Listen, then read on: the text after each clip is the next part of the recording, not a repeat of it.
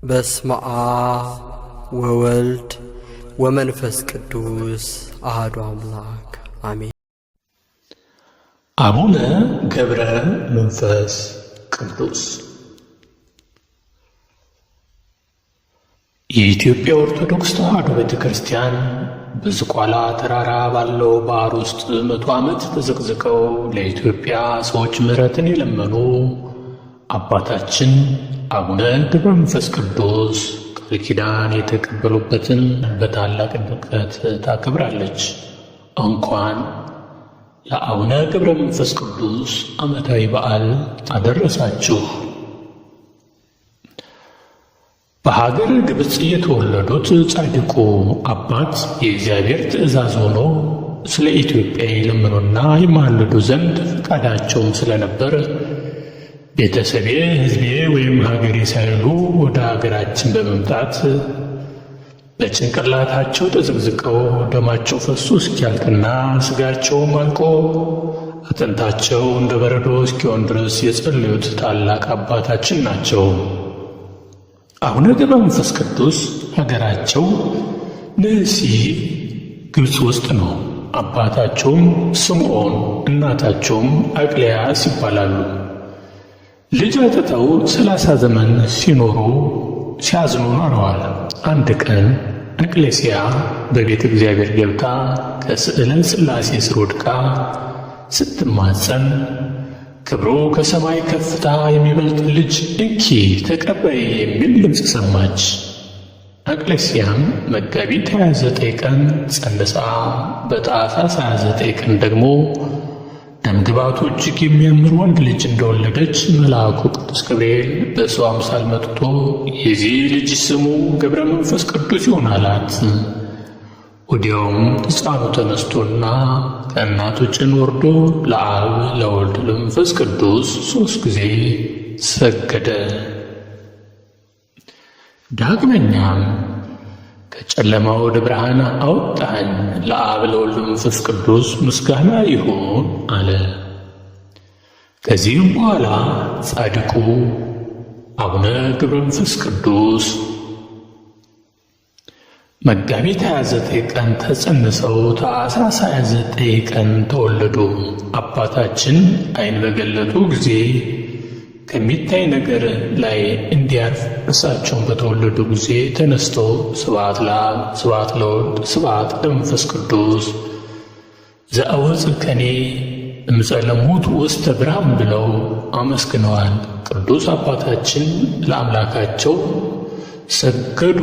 አብ ወልድ መንፈስ ቅዱስም ካመሰገኑ በኋላ እናታቸው አላቀፏቸውም፣ ጡትም አላጠቧቸውም።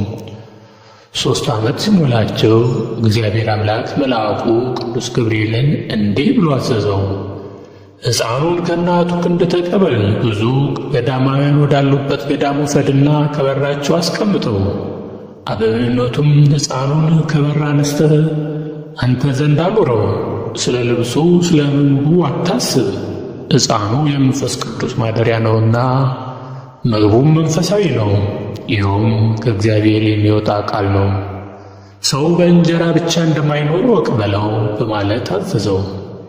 ቅዱስ ገብርኤልም እንደታዘዘው ከሰማይ ወርዶ ሕፃኑን ከእናቱ ክንድ ወስዶ በክንፎቹ አቅፎ እስከ 7ቱ ሰማይ አውጥቶ በስሉስ ቅዱስ ፊት አቅርቦት አስባረከው።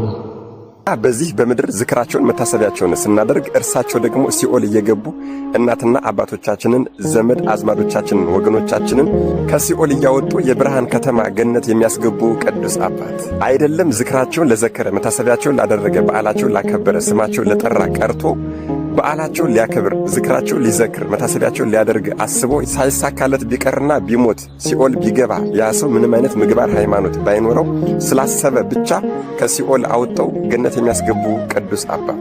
አዎ ይህችን ነፍስ ማርልኝ፣ ይህችን ነፍስ የማትምርልኝ ከሆነ ግን እኔንም ከእርሱ ጋር ወስደህ ሲኦል ውስጥ ጨምረኝ የሚሉ ሩህሩህና የዋህ አባት። ሰማያዊ ህብስትና ጽዋ ሲመጣላቸው እንኳን በመብላት ሳይሆን በማሽተት ብቻ ይረኩና ይጠግቡ የነበረ በግብፅ በረሃ እየተጋደሉ እያሉ ኢትዮጵያን አስራት አድርጌ ሰጥቻለሁና ወደ ኢትዮጵያ ሂድ በተባሉ ጊዜ ሊቀ መላእክት ቅዱስ ገብርኤል እየመራ አምጥቷቸው ልክ ኢትዮጵያን እንዳዩ ጌታ ሆይ ይህችን ከጥበበኞችና ከአዋቂዎች የሰወርካትን አገር ለእኔ ስለገለጽክልኝ አመሰግንሃለሁ ብለው የሰገዱ ጌታ ሆይ የኢትዮጵያን ሕዝብ ማርልኝ ብለው ቢጠይቁ የኢትዮጵያን ሕዝብ በሙሉ እምርልሃለሁ ከጎጃም ሕዝብ ውጭ ቢላቸው ለምን የጎጃምን ሕዝብ አትምርልኝም ቢሉ የጎጃም ሕዝብ አባይ ጠንቋይ ነው፣ አባይ ጠንቋይን ደግሞ ለእናቴም እንደማልምርላት ተናግሬያለሁ ቢላቸው የጎጃምን ሕዝብ ካልማርክልኝ ብለው በባህር ውስጥ ለመቶ ዓመት ተዘቅዝቀው የጸለዩ ከ100 ዓመት በኋላም የጎጃምን ሕዝብ ምሬልሃለሁ ብሎ መድኃኔዓለም ኢየሱስ ክርስቶስ ከባህር ውስጥ ያወጣቸው ኢትዮጵያን አስራት አድርገው ሲቀበሉ ጌታ ሆይ ለዚህች ሀገር ሰው የላትምና ሰው አዘጋጅላት ብለው በጸለዩት መሰረት ደርሶ ሲመጡ ካልፈቀዱ በስተቀር መላእክት እንኳን ኮሽታቸውን የማይሰሙባቸው ከተባረከች እናታቸው ከቅድስት አቅሌስያና ከተባረከ አባታቸው ከቅዱስ አረጋዊ ስምዖን በጌታችን ልደት ቀን ታኅሳስ 29 ተወልደው መጋቢት 5 ዕረፍታቸው የሆነላቸው እኒህ ስም አጠራራቸው የከበረና የከበደ ቀና ሲሉ ስሉስ ቅዱስን ዝቅ ሲሉ እንጦሮጦስን ያዩ የነበረ እንደ ሰው ተፈጥረው እንደ መላእክት የኖሩ ከሰው ተፈጥረው ከመላእክት የተደመሩ ርዕሰ ባህታውያን የባህታውያን አለቃ ቅዱሱ አባታችን አቡነ ገብረ መንፈስ ቅዱስ ነገ ማለትም ከአንድ ቀን በኋላ መጋቢት 5 የዕረፍት በዓላቸው ነው። አደራ ኮፒ ሊንክ ማድረግ እንዳይረሳ። ለቤቱ አዲስ ሆናችሁ ፎሎ ማድረግ እንዳይረሳ።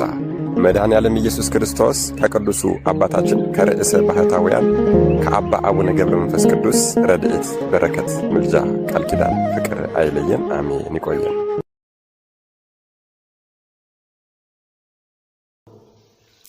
መልአኩ ቅዱስ ገብርኤል ዳግመኛ ተገልጦላቸው ወደ ሰማይ አሳረጋቸውና ከእግዚአብሔር ፊት አቆማቸው።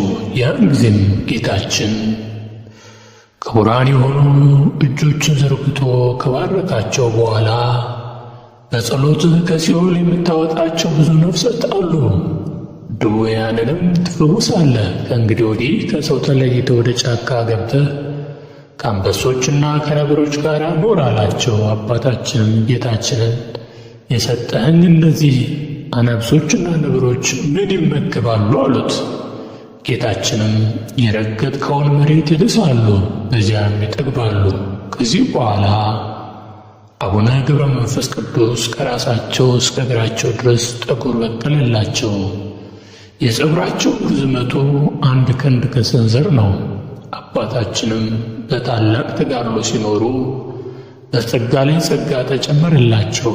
ከዕለታት በአንድ ቀን የፈውሳቸው ሕሙማን ብዛታቸው እልፍ ሆነ።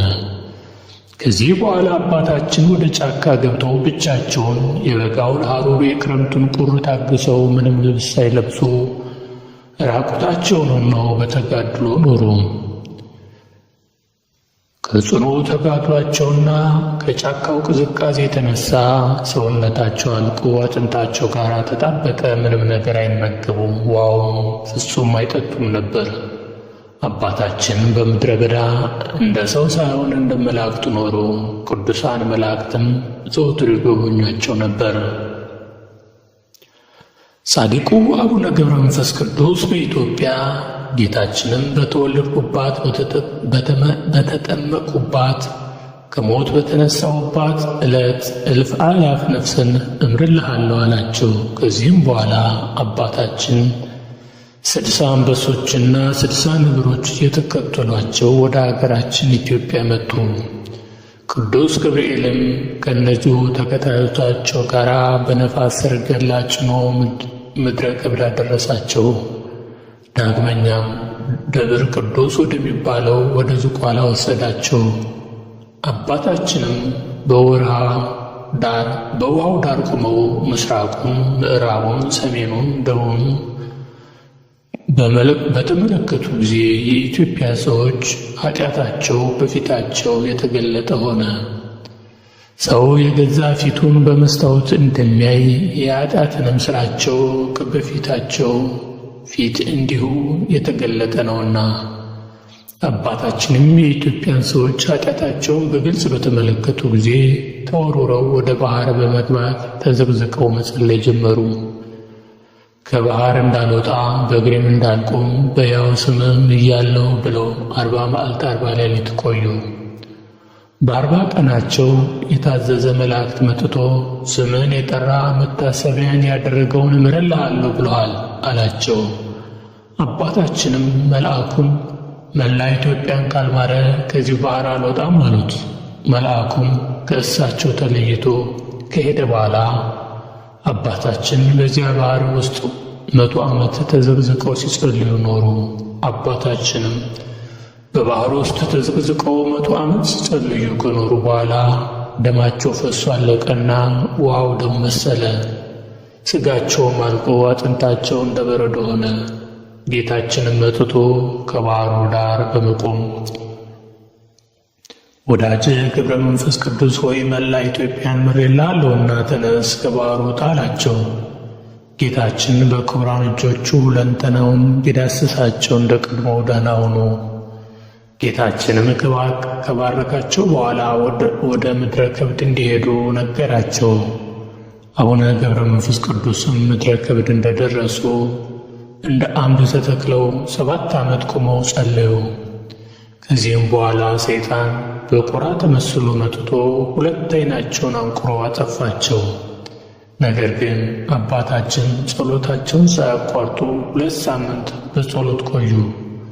ከ2 ሳምንት በኋላ ቅዱስ ሚካኤልና ቅዱስ ገብርኤል መጥተው በዓይናቸው ላይ እፍ ብለው ብርሃናቸውን ከመለሱላቸው በኋላ አባታችንን ከሰማይ ፍጹም ኃይል ይሰጣልና ጠላቶችን ትበቀል ዘንድ ወደ ዝቋላ ሂድ ብለዋቸው ነገሯቸው።